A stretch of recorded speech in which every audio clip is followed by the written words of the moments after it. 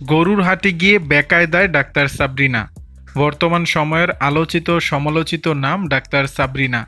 পেশায় চিকিৎসক হলেও আকর্ষণীয় সাজগোজে ছবি ভিডিও প্রকাশের জন্য বেশ আলোচিত তিনি।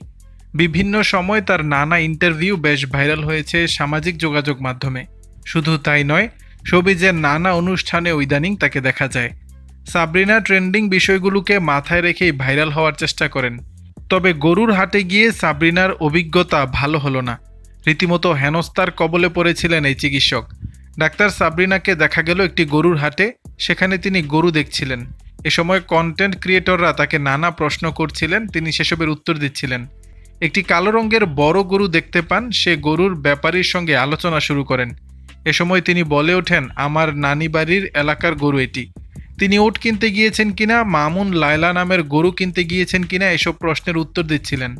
কন্টেন্ট ক্রিয়েটররাও অনবরত প্রশ্নোত্তর পর্ব চালাতে গিয়ে গরু ব্যাপারীরা বেকায়দায় পড়েন।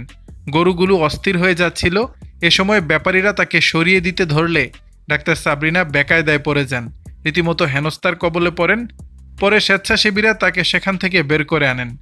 দর্শক, বিষয়টি নিয়ে আপনাদের মতামত জানাবেন নিচের কমেন্ট বক্সে।